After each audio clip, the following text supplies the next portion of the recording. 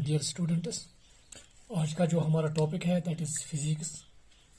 Physics को हम कैसे डिफ़ाइन करेंगे? तो इनफैक्ट ये जो फिज़िक्स है ये एक ग्रीक वर्ड से लिया गया है। Greek word that is fuses, and this fuses it means nature.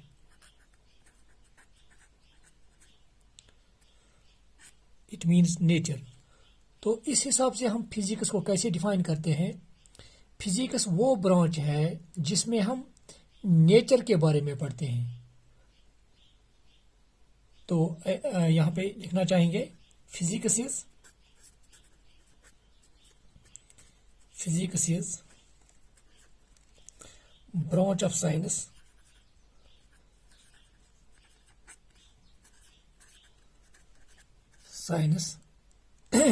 which deals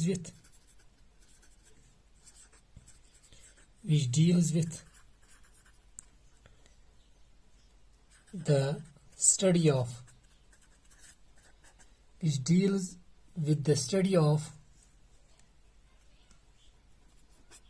nature and natural phenomena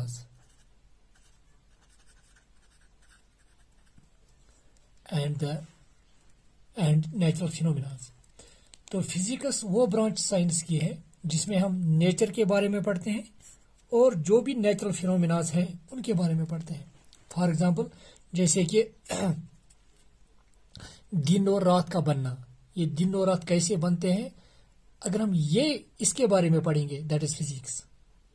तो जो भी नेचुरल फिनोमिनाज हैं, जैसे कि मैंने कहा दिन और रात का बनना, इसी तरह से जो भी प्लैनेट्स हैं they are revolving around the sun, तो अगर हम ये पढ़ रहे हैं दैट इज फिजिक्स। तो जो भी नेचर में जो भी हो रहा है अगर हम वो जानने की कोशिश करेंगे, नेचर में जो भी फिनोमिनाज हो रहे हैं अगर हम उनके बारे में पढ़ेंगे that is in fact physics. So physics is simply the study of nature, और जो भी नेचुरल फिनोमिनाज हैं अगर उनके बारे में आप स्टडी कर रहे हैं दैट इज फिजिक्स। तो कुछ नेचुरल फिनोमिना जो मैंने अभी कहा कि दिन और रात का बनना, ये कैसे बन रहे हैं दैट इज फिजिक्स। तो इसी तरह से एक और चीज़ है कि जो प्लैनेट्स है they are revolving around the sun, अगर हम ये जानने की कोशिश करेंगे कि ये क्यों हो रहा है दैट इज फिजिक्स। तो इसी तरह से अगर हम कोई भी चीज़ ऊपर थ्रो करेंगे तो automatically that comes down towards the earth, ये क्यों हो रहा है दैट इज फिजिक्स। तो इस हिसाब से जो भी नेचर में हो रहा है अगर हम वो समझने की कोशिश करेंगे that is in fact physics. Now एक और चीज यहां पे मैं बताना चाहूंगा, हम इस तरह से भी फिजिक्स को डिफाइन करते हैं। In fact physics deals with basic laws of nature. जो भी नेचर के जो बेसिक लॉज हैं अगर हम वो पढ़ रहे हैं that means we are studying physics. तो हम इस तरह से भी फिजिक्स को डिफाइन करते हैं। Physics is that branch of science which deals with basic laws of nature and we express those basic laws of nature in terms of physical quantities, वो भी फिजिक्स है। तो यहां पे मैं लिखना चाहूंगा physics deals with basic laws of nature। Basic laws of nature जैसे कि लॉ ऑफ ग्रेविटेशन है। हमें पता है कि जो भी अगर हम जो डिफरेंट बॉडीज हैं they attract each other and that lies in fact law of gravitation. इसी तरह से हमें पता है कि पॉजिटिव चार्जेस के दरमियान रिपल्शन होती है, पॉजिटिव नेगेटिव चार्ज के दरमियान अट्रैक्शन होती है। It is also a basic law of nature. तो अगर हम बेसिक लॉज ऑफ नेचर के बारे में पढ़ रहे हैं that is again physics. So physics also deals with basic laws of nature and express those laws in terms of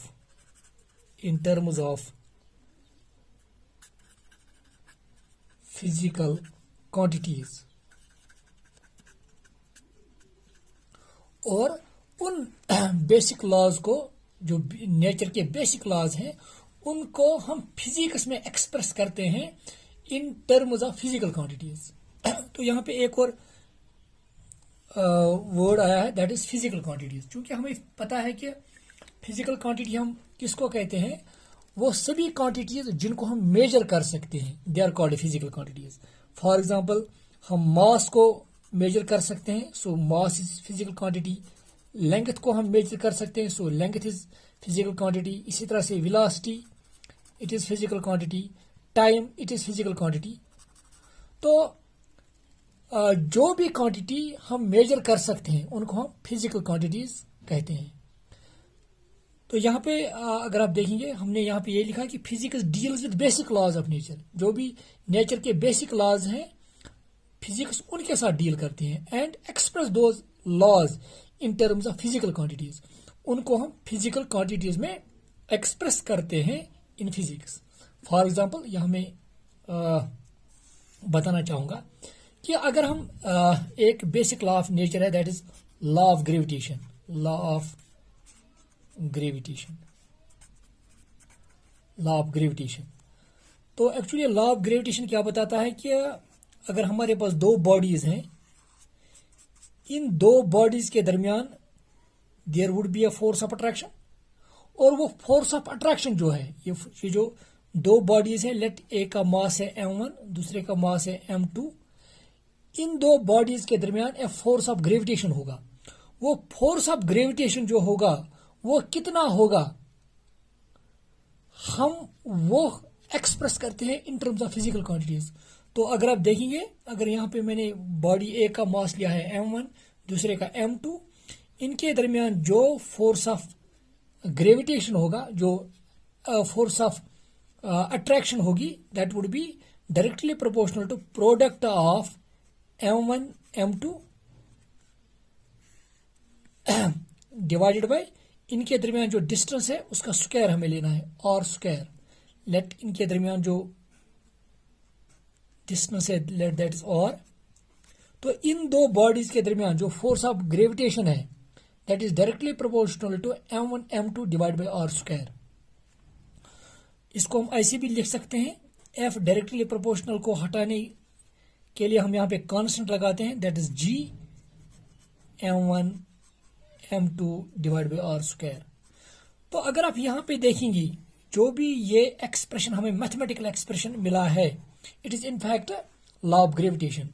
तो यहाँ पे हमने दो बॉडीज के दरमियान जो फोर्स ऑफ ग्रेविटेशन है, जो फोर्स ऑफ अट्रैक्शन है, वो हमने यहाँ पे दिखाया है। और वो फोर्स ऑफ ग्रेविटेशन दो बॉडीज के दरमियान हमने यहाँ पे एक्सप्रेस किया है इन terms of physical quantities like m1 m2 and r। तो जब भी हम किसी लॉ को एक्सप्रेस करते हैं in terms of physical quantities मैंने आपको बताया कि वो क्वांटिटीज जिनको हम मेजर कर सकते हैं। जब भी हम किसी बेसिक लॉ ऑफ नेचर को एक्सप्रेस करते हैं in terms of physical quantity, that again means we are studying physics. तो फिजिक्स में हम जो भी बेसिक लॉज ऑफ नेचर है उनको एक्सप्रेस करते हैं in terms of physical quantities, मतलब उन क्वांटिटीज में जिनको हम फिर मेजर कर सकते हैं। तो ये एक और तरीका है से हम जो हम इस्तेमाल करते हैं फिजिक्स डिफाइन करने के लिए। नाउ जो अब ये फिजिक्स है, इसमें हमें अब इसमें हम डील करते हैं विथ नेचर, और जो भी नेचर में जो डिफरेंट फिनोमिनाज होते हैं उनके साथ हम डील करते हैं। जैसे कि मैंने अभी कहा कि दिन और रात का बनना, आसमान का नीला होना, सुबह और शाम के वक्त इसका रेडिश होना, they are all natural phenomenas. तो जब हम इनके बारे में पढ़ते हैं, that again means it is physics. इसी तरह से प्लेनेट्स का सन के अराउंड रिवॉल्व करना, अगर हम ये पढ़ रहे हैं दैट इज फिजिक्स। इसी तरह से जो अगर हम देखेंगे कोई भी चीज़ अगर हम थ्रू करेंगे, अगर हम देखते हैं कि जब भी हम कोई चीज़ थ्रू करते हैं that will automatically come back towards the surface of earth. तो अगर हम ये पढ़ रहे हैं कि ये क्यों हो रहा है दैट इज अगेन फिजिक्स। तो फिजिक्स में हम जो भी नेचर में जो फिनोमिनास हो रहे हैं अगर हम वो पढ़ रहे हैं दैट इज फिजिक्स। नाउ अब ये फिजिक्स जो है इसमें हम मैक्रोस्कोपिक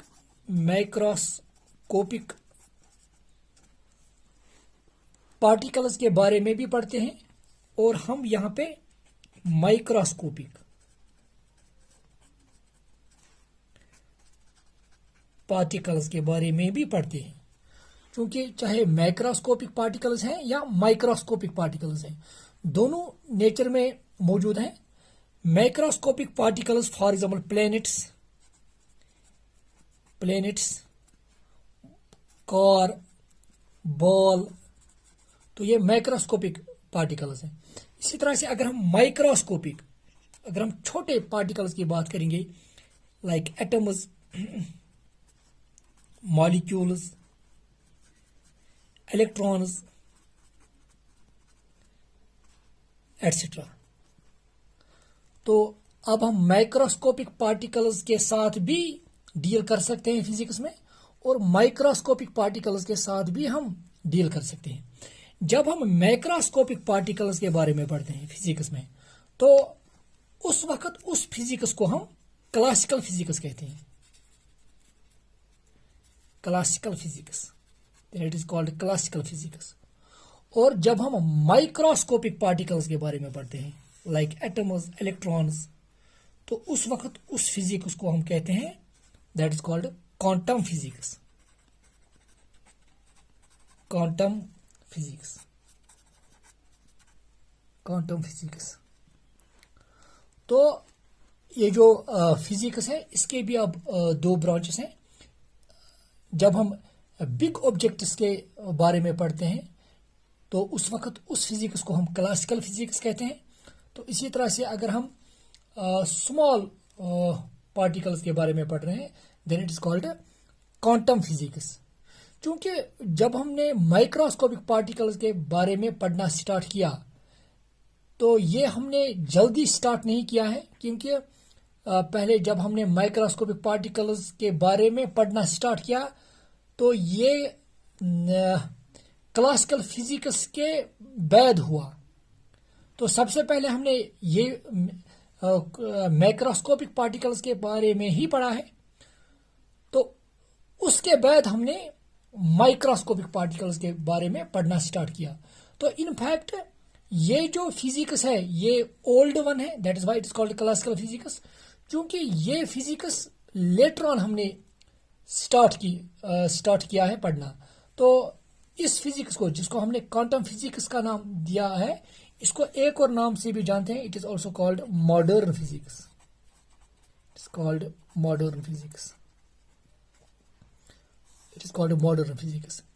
क्योंकि जब हम माइक्रोस्कोपिक और मैक्रोस्कोपिक पार्टिकल्स के बारे में पढ़ते हैं तो यहां पे कुछ लॉज जो हम अप्लाई करते हैं, या आगे देखेंगे, कुछ लॉज जो हम मैक्रोस्कोपिक पार्टिकल्स पर अप्लाई करते हैं वो सभी लॉज हम माइक्रोस्कोपिक पार्टिकल्स को पढ़ने के लिए हम इस्तेमाल नहीं कर सकते हैं। तो क्योंकि यहां पे जो कुछ नेचर है माइक्रोस्कोपिक पार्टिकल्स का वो थोड़ा डिफरेंट होता है मैक्रोस्कोपिक पार्टिकल्स के मुकाबले में। तो यही वजह है कि यहाँ पे जो लॉज एप्लीकेबल होते हैं माइक्रोस्कोपिक पार्टिकल्स के लिए वो सभी लॉज माइक्रोस्कोपिक पार्टिकल्स के लिए एप्लीकेबल नहीं होते हैं। तो यही वजह है कि यहाँ पे आप देखेंगे यहाँ पे आपको कुछ अलग से कुछ लॉज पढ़ने होंगे जो आपने यहाँ पे अप्लाई नहीं किए होते हैं। ये आप आगे देखते हैं। इनफैक्ट एक इंपॉर्टेंट चीज हमें बताना चाहूंगा, दैट इज कि जब हम मैक्रोस्कोपिक पार्टिकल्स के बारे में पढ़ते हैं, मैक्रोस्कोपिक पार्टिकल्स में फॉर एग्जाम्पल अगर यहाँ पे पार्टिकल होगा तो उसका नेचर एज पार्टिकल ही रहता है, मगर जब हम माइक्रोस्कोपिक पार्टिकल्स के बारे में पढ़ते हैं तो वहां पे हमें देखना पड़ता है कि उसका नेचर जो है माइक्रोस्कोपिक पार्टिकल्स का, उसका नेचर ड्यूअल होता है, they behave particles as well as waves. तो यही वजह है कि यहाँ पे कुछ लॉज आपको अलग से यहाँ पे अप्लाई करने होंगे जो आपने यहाँ पे अप्लाई नहीं किए होंगे। तो ये थी कुछ थोड़ी बहुत डिफरेंस बिटवीन माइक्रोस्कोपिक पार्टिकल्स और माइक्रोस्कोपिक पार्टिकल्स के बारे में, और या हम कहेंगे क्लासिकल फिजिक्स और क्वांटम फिजिक्स के बारे में। So this was simple introduction about physics. Physics को हम कैसे डिफाइन करते हैं और इसके जो ब्रांचेस हैं जैसे कि क्लासिकल फिजिक्स और क्वांटम फिजिक्स ये क्या है। तो मुझे उम्मीद है कि आपको समझ आया होगा। So thank you.